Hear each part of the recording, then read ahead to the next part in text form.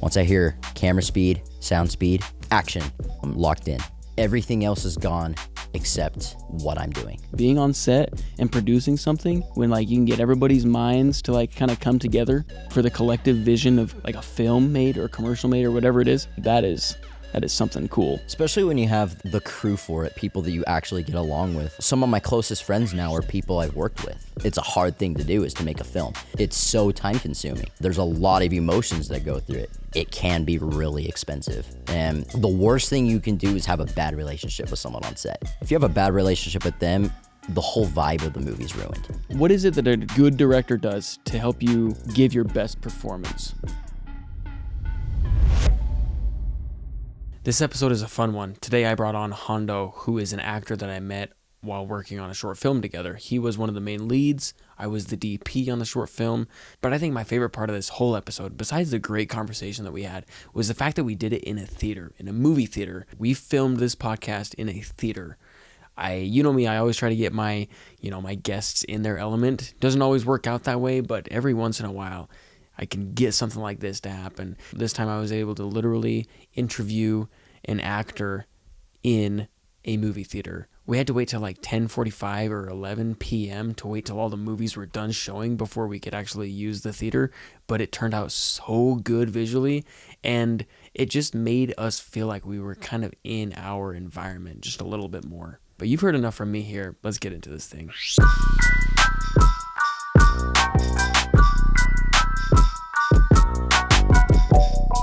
Dude, I'm stoked to do this. How you doing today? Doing good. Doing good? Popcorn's good. What do you think? I think the popcorn's fantastic. It's amazing. It's good stuff. Yeah. So give me the story. Give me the rundown of like how you got into acting. Well, I grew up watching movies my entire life. Well, my father was huge into movies, all types of movies, all types of genres. I guess when I first thought to myself, this is what I want to do, I watched, I don't remember how old I was. It was probably like 4 or 5. Not something that a 4 or 5-year-old should watch, but the Sam Raimi's The Evil Dead. Specifically Evil Dead 2 with Bruce Campbell. And that was the first movie I watched that I was like, that is awesome. I want to do that. Like the way that Bruce Campbell fully embodies himself into his character, like he commits to everything he does on screen. And I was like, I love that. It's awesome. And especially like later on, like in Army of Darkness, which is the third installment of the Evil Dead series, like he just, like lines that would be totally like corny said by anyone else, he just makes it sound so cool. And so like he just looked so cool on screen. I was like, that's cool. And then later on, like Indiana Jones, like Harrison Ford, I was like, dude, this is awesome. I want to be that. I want to have someone be like, dude, this is, see me in a movie or something, be like, I want to do that. Like, that's cool. So just watching movies was pretty much like watching, Evil Dead was just like, that was like, I got to do that. That's what I want to do. And I guess I just pursued it ever since. What was the first time you pursued it? What was the first step into where you're like, yeah, I'm doing this. Like, I'm trying this out. With friends and stuff, I'd make like little short films or something, or like I make like little clips and stuff like on iMovie, the iMovie app, or Same. I would, one thing I used to do a long time, when I was younger, is I'd watch a movie and during it, I'd reenact the entire thing along with it. I felt like I was literally the character. Like, I don't know, I felt like, I think I got to a point to where I was actually introducing myself as that character. Like, I thought I was Batman. I thought I was all these characters. And so every single movie character and actor, I guess I kind of just took on a part of them into my life at a young age. And then in high school, I did theater. And then I did a musical called All Shook Up, which was an Elvis-based play. And I was just a background, like a background dancer and whatnot. And one of my friends who was also in it, her uncle does film and is a filmmaker and everything, and he happened to be there that night, and he talked to me after the show, and he said, like, dude, I have this music video. I think you would be really good as the main part. I was like, oh, really? And he was like, yeah. And so I stayed in touch with him. And then, yeah, when I was 17, I think it was my junior year of high school, I signed my first acting contract, and then it kind of just went from there. So now that you've been, I mean, how long have you been acting for now? Professionally, I started November of 2022. What are some of your banner like projects? Like this is my favorite. These are my tops. Thrifters is kind of my biggest thing right now. That was definitely one of my favorites for sure. I absolutely loved filming with that. I loved everyone I worked with. I have a really good relationship with everyone I worked with. And then I did a vertical TV series called The Witch Wolf's Mate. That was a really fun project too. We filmed that one in Boise, and then we did one called Tales of Ardmore, which was really fun. It was a medieval type one. It's not quite out yet. It's still in the editing process, but that was one of my favorites for sure. What about it? Like what makes your favorites? Just like the people? Is it like the storyline? Is it the character that you portray? It's a little bit of all of it. It just like depends. Yeah, it's like all of it. There's really no time I've never really had a bad experience on a set. I've had some that I've loved more than others. But no, like just being on a set, even when I'm not like acting, I don't know what it is, but I just love it. Like if I could be on a set all the time, that is like my peace almost. I don't know what it is. It's just, I don't know. It feels like home. If that makes sense. That makes total sense. I'm the same way. Like when, like a lot of people get carried away with like the frenzy of being on set, you know, how everything's just so chaotic. And I'm like, I mean, you and I talked earlier, we're ADHD. I'm like being the ADHD me. I'm like, that's where I feel like there's finally enough stuff to keep me busy. Yeah, exactly. Or like there's finally enough, I don't know if that's exactly the way to say it, but like I feel like I'm just not, but besides just keeping myself busy, there's a lot of things that you can distract yourself with or entertain yourself with, but besides just keeping myself busy, I'm like, dude, being on set and producing something and making something out of thin air when like you can get everybody's minds to like kind of come together and for the collective vision of getting something like a film made or a commercial made or whatever it is, I'm like, dude, that is something cool. Oh, yeah. It's something really cool. Especially when you have like the crew for it, people that you actually get along with. Like our film that we did, Salvage Heist, like, dude, it was freezing cold. And we were out for like Till 5 a.m. 5 a.m. When did we start shooting that? Like We started with Maddie at 8:45. Oh my goodness! Is when we started. I was actually at a showing of Thrifters here. You showed up at 10? So from 10 to 5 a.m. To 5 a.m. And I probably didn't get home until 6. But dude, like that right there, like it was freezing cold. It was raining. Was it raining? I think it was raining a little bit. Yeah. And it was a terrible storm earlier that day. Yeah. I mean, hail. It was thunder. Rain. It was cold. We were all tired. But like for some reason, despite all of that, it was still like the funnest time because you're doing something you love. You're like for me, it's I know this is what I meant to do. This is where I belong. This is my thing. I get to create something. I get to live this as my character, and it really that stuff like that too. Like it really helps me in my performance as my character because I'm in that environment. I'm going through the hell that my character is going through, type thing.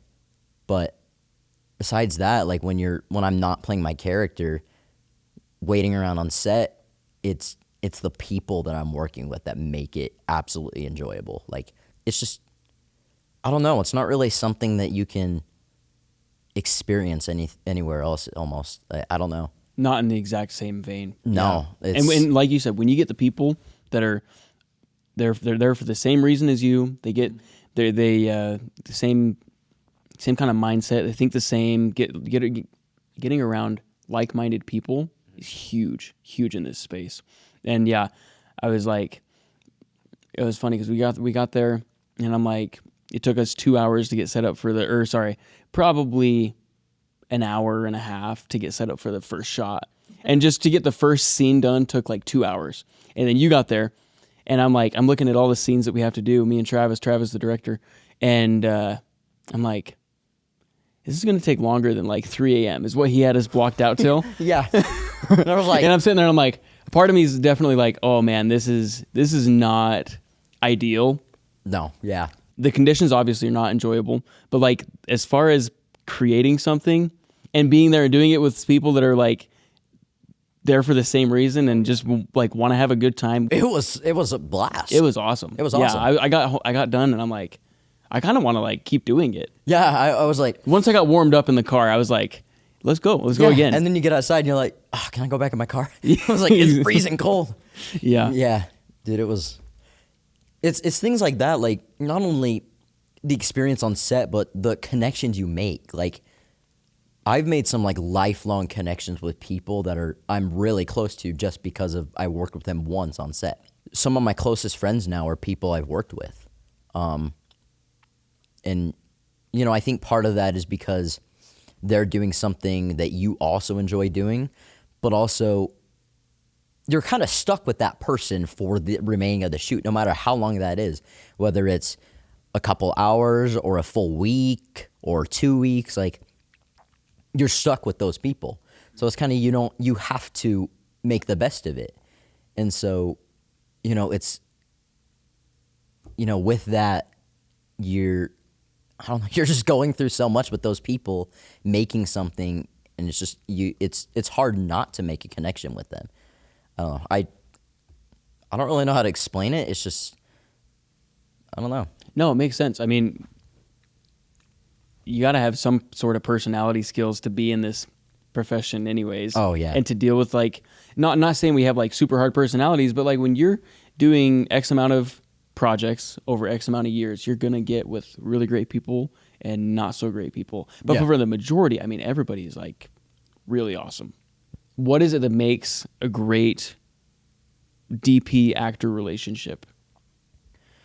I think what makes a good relationship is communicating, letting them know you like mean business, that you're there to do a job, you're there to have fun, you're there to give your best.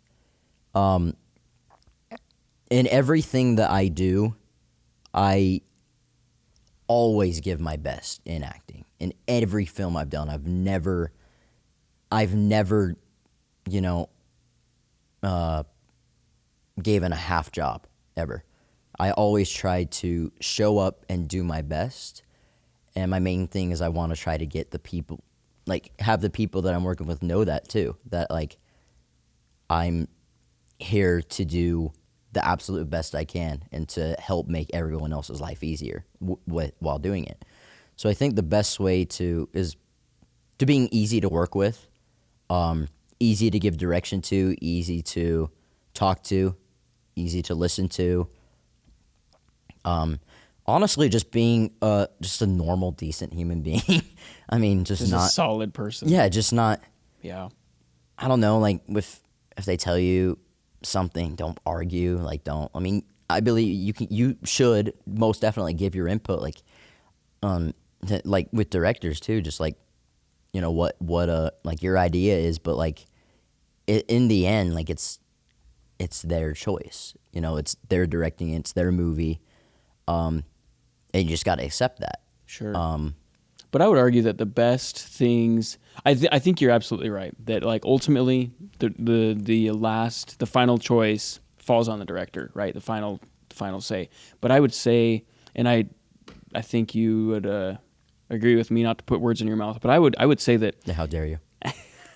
I would say that it's best when you have the collective minds of everybody coming together and offering their ideas. Yeah, Because the 100%. more ideas and minds that you have contributing to something, the better it's going to be ultimately. So long as you have some sort of reign on those ideas to like bring them down into like the best stuff. But I don't think it's ever wise to not listen to people who have ideas. You know what I mean? I'm not saying to discard what you're saying. I'm saying like a balance of both. It's a hard thing to do is to make a film. It's so time consuming. There's a lot of emotions that go through it. And the worst thing you can do is have a bad relationship with someone on set, because it makes it very awkward to, especially when you have to film with someone like a co-star or another actor. If you have a bad relationship with them, the whole vibe of the movie's ruined. And it's just not a fun experience. Luckily, I haven't had that happen to me. I really hope I mean, I'm sure it's gonna happen, but I really hope that I never have that happen, because I try to treat every person I come across with respect.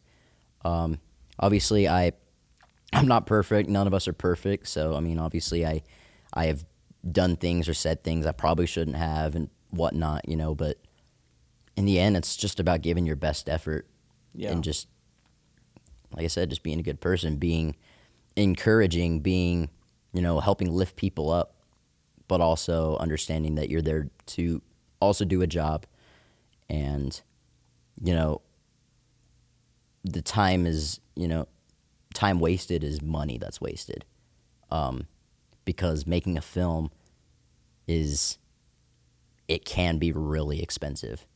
If you treat people with respect, you know, you'll get respect in return. But obviously, if you're being disrespected, know when to stand your ground.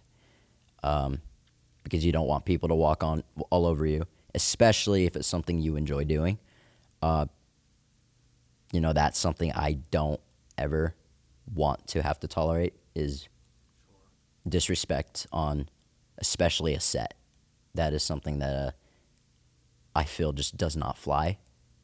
I believe it's okay to have, like, you know, discussions and stuff, but if it gets boiled over to like a heated argument or something, that's just there's no place for that on a set, because that's not what you're there to do.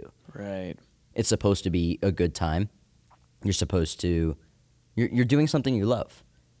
And if you don't have a good relationship with your DP, if you don't have a good relationship with your director, actors, your movie's going to not be as good, because you don't have that chemistry. You don't have that connection to be able to compromise into making something, making art. Like, it's like any relationship. It's not going to, no matter what you're doing, if you have a bad relationship in a project or anything, it's not going to be as good as it can be, because you're going to have a bunch of conflict, you're going to have a bunch of drama. It's just not fun, and you're just going to have a terrible time. Yeah. Nobody likes the guy with tough guy syndrome, like how he just can't get over himself. You know what I mean? Like, I think in any environment, a set or just in a regular like team environment, working collectively for the same vision, or you would hope, the worst thing is somebody who's just is bad for culture. When I was a manager of a restaurant, we'd call it like the culture killers. The people that just came in and just drug everything down. They were just sour, just not fun to be around. You know what I mean? Yeah. And it's not that they're horrible, terrible people. No. It's just, I don't know, exactly like you said. We're here because we love what we're doing. We're here because we want to make something good, and we're here because we all want to respect each other's time, and get in and do it and get out, essentially. Yeah. Like, and come back. Yeah. And come back and do it again. Exactly. I mean, and everyone has bad days. I know I do. I know there's days, even in my normal job, dude, I definitely have bad days, and I definitely can have an attitude sometimes. So, but it's really just about trying to control it. And like I said, just respecting everyone. Yeah. And I know it can be really hard when you're having a bad day. When you're having a bad day, it gets really hard, but just got to keep that in the back of your mind that, like, you can always turn it around, I guess, you know? So what is it that you need from and I don't know if need is the right word, but what is it that a director does, a good director does, to help you give your best performance? I think the best thing a director can do is trust his actors. To trust them, because if they're cast for a reason. At least they should be. Right. Yeah, sometimes there's, but to trust their actors.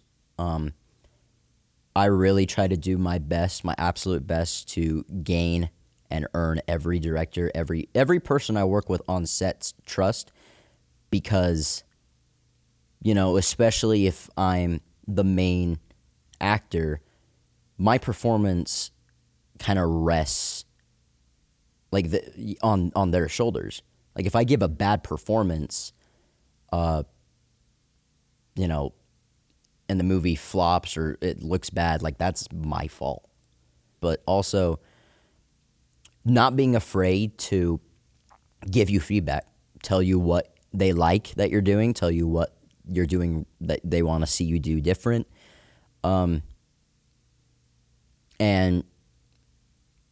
not just settling for, that's the best we can do, that's okay. Like I like a director who they go until they get the shot they want. They go until they get as perfect as they can get it, because that's the type of performance I try to give.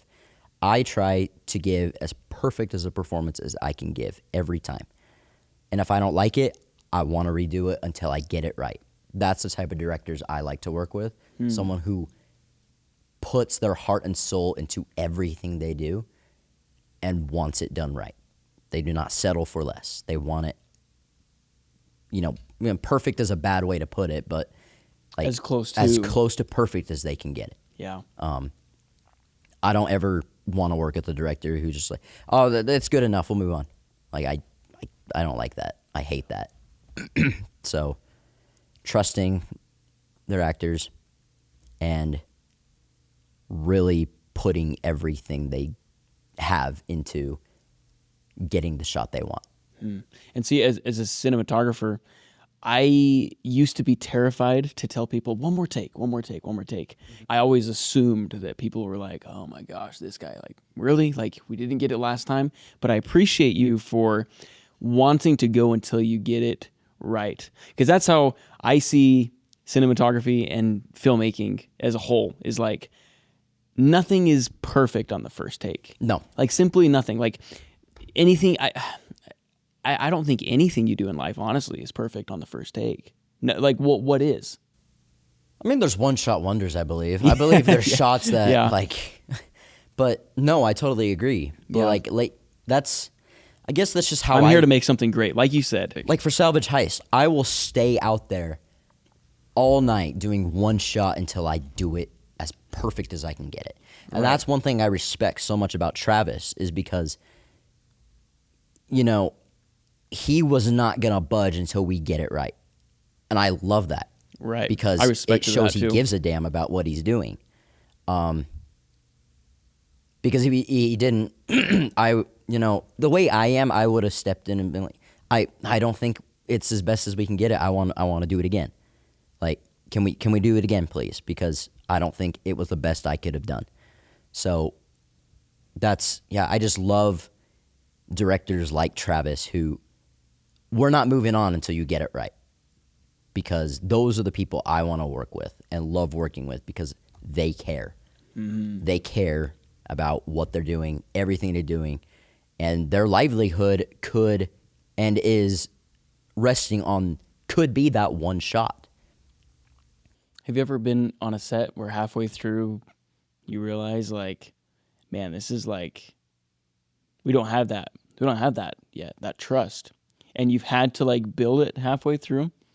I mean, I understand it's not something that instantaneously happens the second you walk on set, but is there ever something you've had to, like, I don't know if repair is the right word, but just kind of like build from scratch, like halfway through, like, okay, this isn't working, we got to figure something else out so that we can get this the best it can be? Not that I can fully think of, but there was an early project that I did. I'm not going to say what, but there was an early project I did where there was none of that. And that was if we're going to say my least favorite set, it was that one. There was there was really no communication. There was no trust. It was just, there was no connection at all. And I believe it really showed in that work. So yeah, that is really the only time I can say, there was no connection at all. Not even like I had to build one. There was like no way to build one at all. It was doomed from the start. It felt like. And you could tell in the final project. 100%. But I still, obviously, I perform my absolute heart out. You do what I do in every single set or in every single project. But no, I knew. I was like, this is like I really tried my best to like, have fun, like get everyone, amped up for like, you know what I mean? Trying to, be the light of it. But at some point I was like, no, there's no way. There's no way this is gonna come back. So I was just like, just gave it my best, did the best I could with what we had. And yeah. So, but as far as like having to build, I've always tried really early on, even before filming, to get to know them. Like for Thrifters, I really tried to get to know Connor before we even shot, to get to know, okay, what is he like? What is his style? What am I like? What is my style like? Kind of build that connection, build that trust early on, so that we don't get on set and then we're trying to, it's awkward. It's that, breaking the ice thing. Like I think it's a really good idea to do a meet, like, like a table read. You should do a table read for any project, really. But to know what is the chemistry like? How are our connections going to be? How is the vibe going to be on set, So I think that definitely huge. Just goes back to that trust thing. If you don't have it, you're screwed. Like, it's going to be hard to make a good film, but it's also just going to be hard to enjoy yourself on set. And if you don't enjoy what you're doing, it's going to show. 1000%. How do you really sell it? Like for me, I'm not great in front of the camera, right? That's why I stick behind the camera. But for me, I'm like, I don't know how I'd be able to just not be too cheesy or not be too over the top or too under, like not be too over or under. Like, how do you really sell it? And that might be a stupid question to somebody that does a really good job. But how do you, with all the different varying characters that you have to play, how do you find the sweet spot? And do like just really sell? Ooh. How do you sell that character? Are you asking how do I make how do I portray a character where it doesn't look like I'm playing a character, I'm pretending to be a character instead of I am the character? Like, you're not watching an actor play a character, you're watching the character. Yes, that's exactly what I'm thinking. Yeah.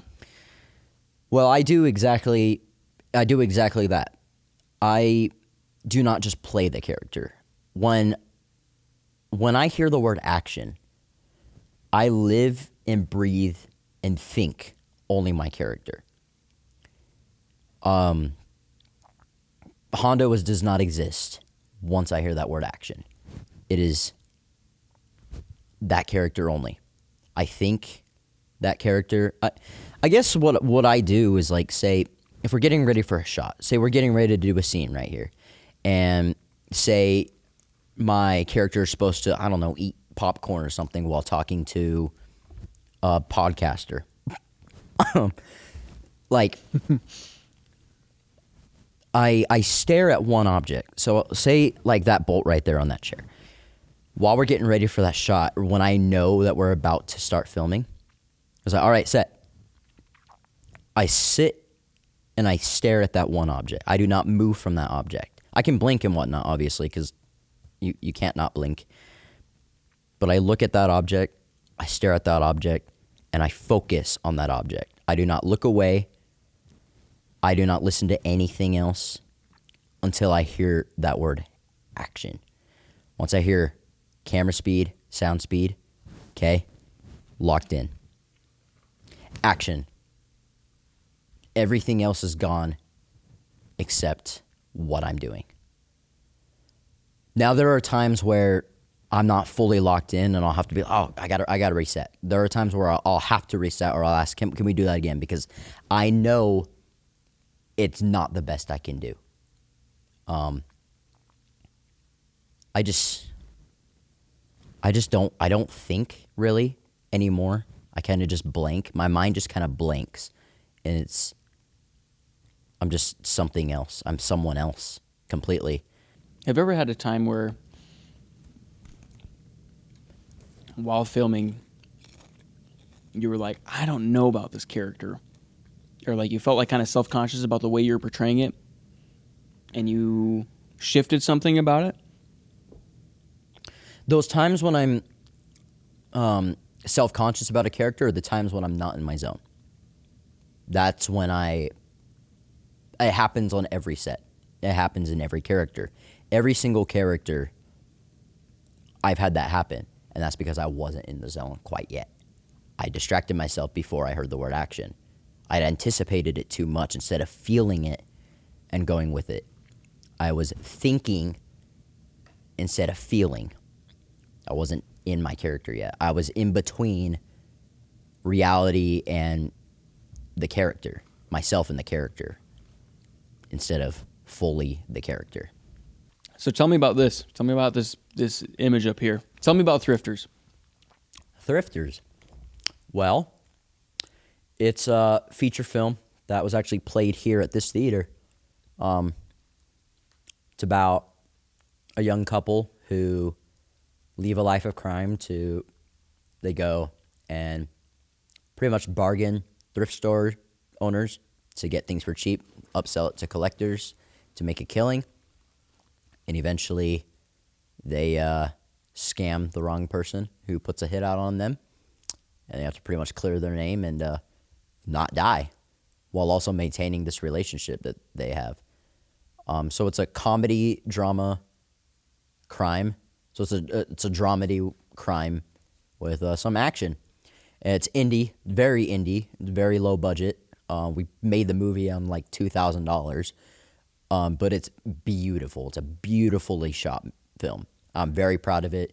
I had a great time with everyone on set. And most of the people that I worked with, I have a very strong relationship with. Like Connor, I have a very good relationship with him. A lot of the actors I have really good relationships with. Like, Thrifters is definitely one of those films. Could it have been better? I believe, yeah. If we had a better budget, absolutely. If we had a bigger crew, absolutely. But for what we were able to accomplish for what we had, it's amazing.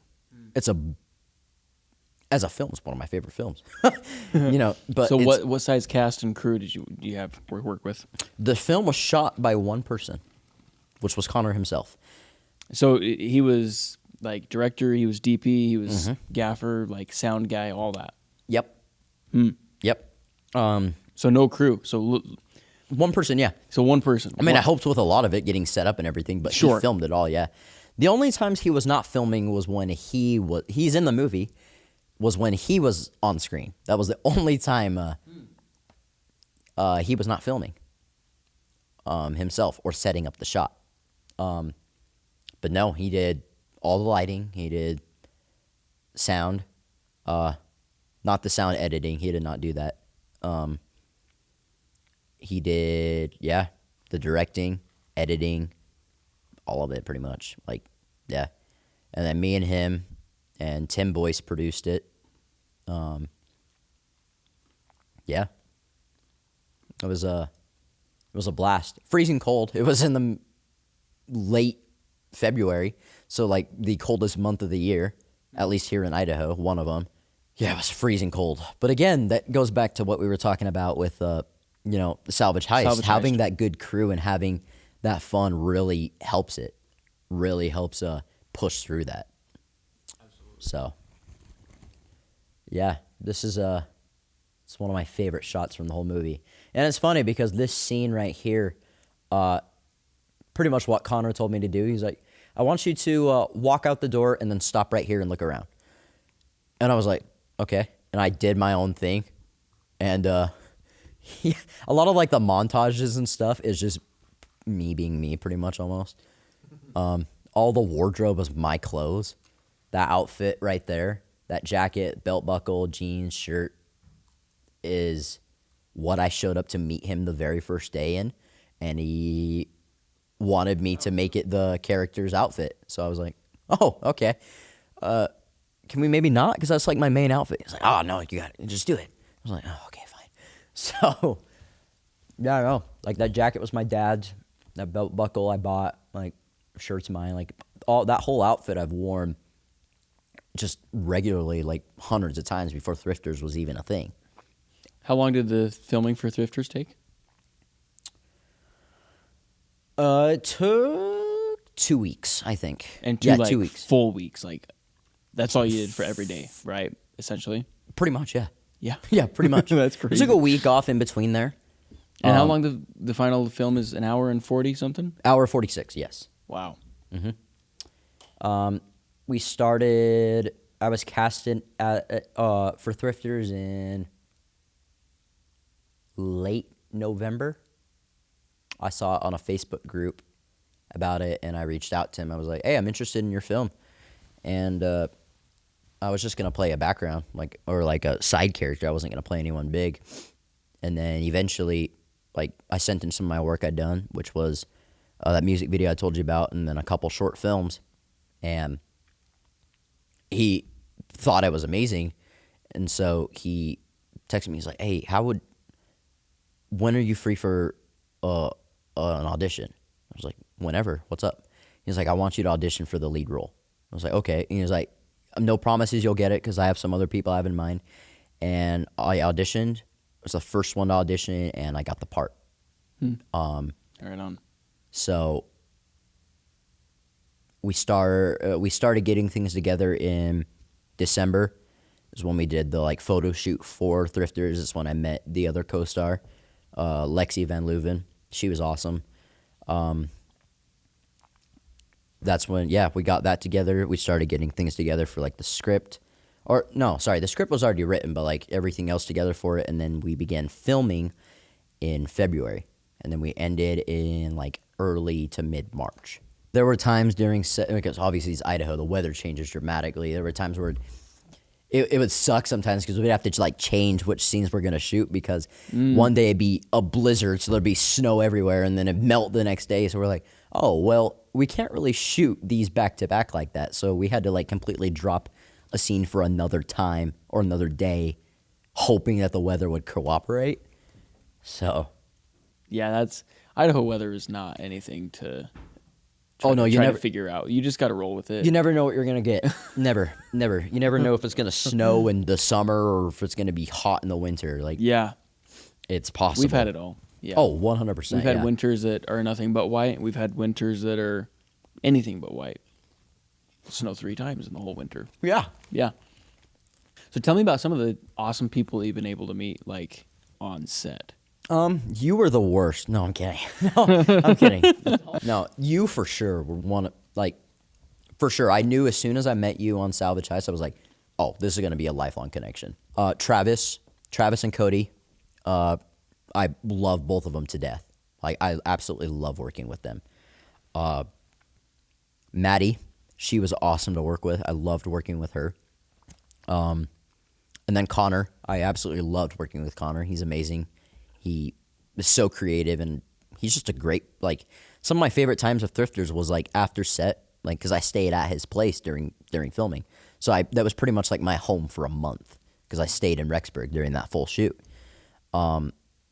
Just offset, just talking, just having normal conversations. And then, a bunch of the actors I've worked with, I don't know, there's so many people I've made very good connections with. Some of my really closest friends.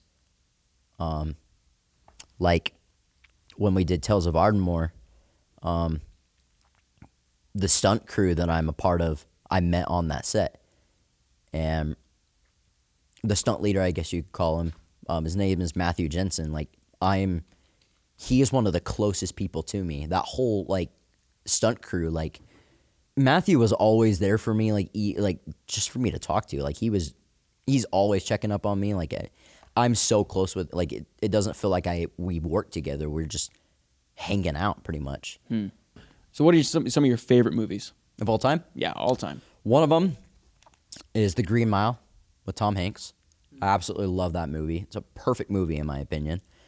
The whole Star Wars franchise, including the sequels, I absolutely love them, but I'm also just extremely biased as well. Like, all the Star Wars I just love. Indiana Jones, love. Jurassic Park, like all those classics I love. Top Gun, The Outsiders, Mission Impossible, The Evil Dead. I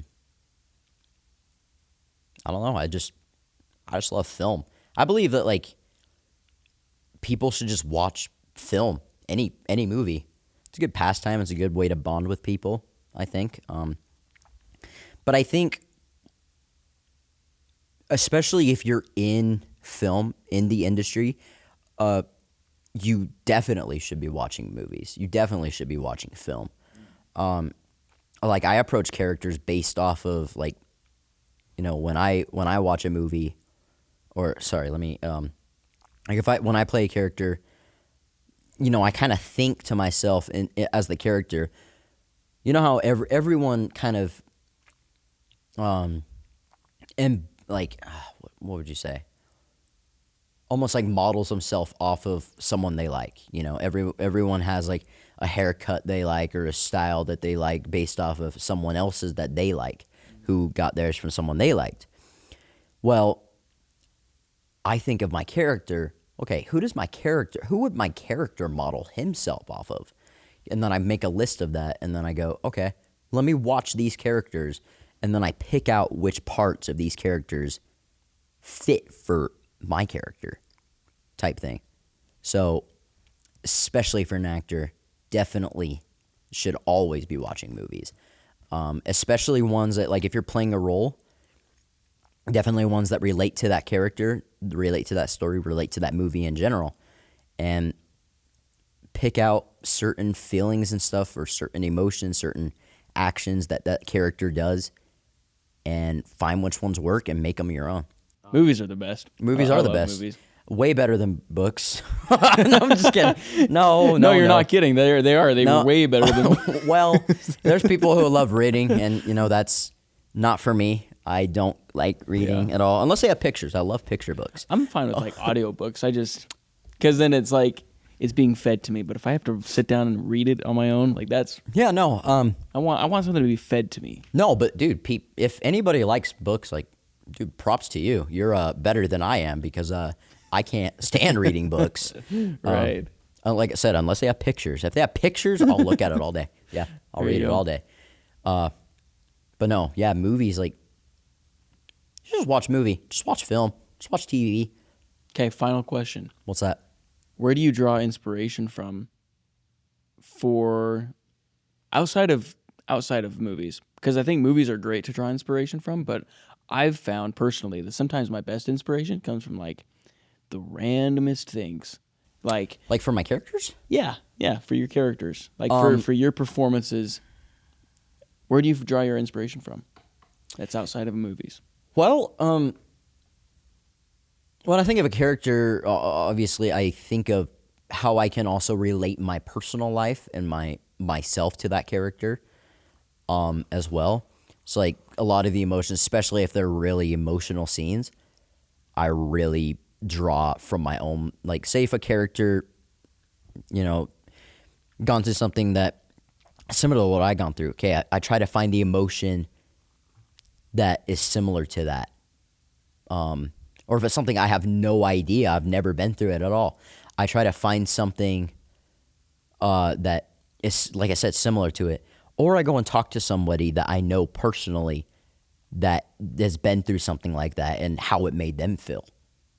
And I kind of use both real people, real actors, real people that I'm close with, and then my own personal experiences and my own feelings into it. Finding a way to connect that character to also you personally, finding similarities between you and that character or people you know to that character. I appreciate your time, man. This has been awesome. Yeah, I dude, can't wait to get it out. This is going to be good. I had a fun time. I'm excited to see how it all plays out. I can talk a lot, but sometimes I can't talk because I don't know how to talk. I can't English. Why do you think? I don't know why I started a podcast some days because I'm awful. I'm terrible. Yes, you're like, what? You ever listen back at yourself and you're like, oh, all the time.